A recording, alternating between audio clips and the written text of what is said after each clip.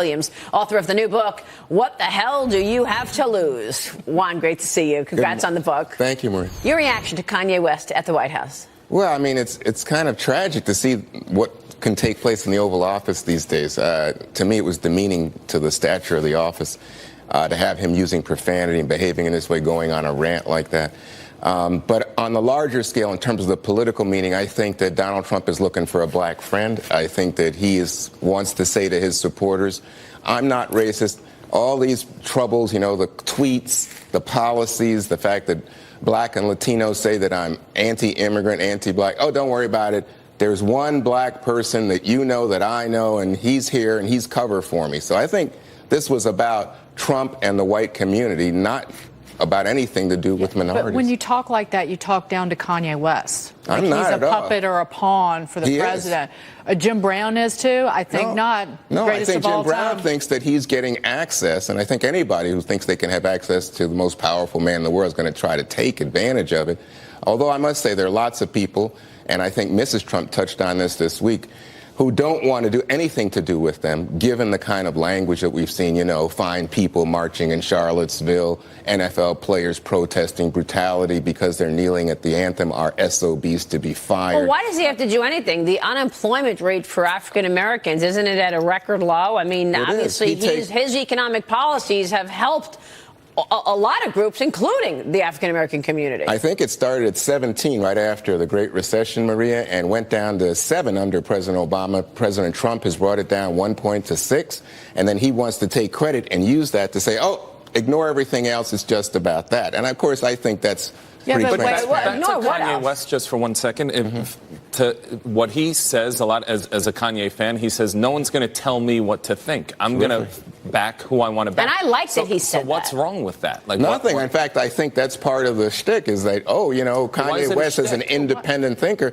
There is no substance. So if you were to say, oh, exactly, what is Kanye West standing for here? What is the theme that is being delivered? Free speech. How about free speech and free thought? You don't have to go along with the group think. There's no group think here. What it is people who have determined in their self-interest that Donald Trump is antagonistic to policies that would benefit themselves, their families, and their communities. Well, one thing that he was talking about yesterday was the antagonistic situation of the liberals.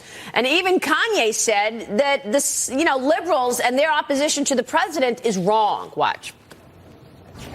You know what I don't like about, it's not that I don't like, what I need Saturday Night Live to improve on, or what I need the liberals to improve on is, if he don't look good, we don't look good. This is our president. He has to be the freshest, the flyest planes, the best factories, and we have to make our core be empowered. We have to bring jobs into America because our best export is entertainment and ideas. But when we make everything in China and not in America, then we're cheating on our country. What do you think? Truth in that statement? What? That he's our leader? Yes. And when he looks bad, we look bad? Yes. These things are all true, and sadly, they've come true. But I just think that when you watch his behavior there, where he's going on this, I just think, you were touching on this earlier, am I talking down to Kanye? And so you really call me out because I think I shouldn't talk down to anyone. And, of course, they should have freedom of thought and speech. But what you see here is someone who I think is maybe a little out of control. He talks about his bipolar disorder and all the rest, that it's his superpower.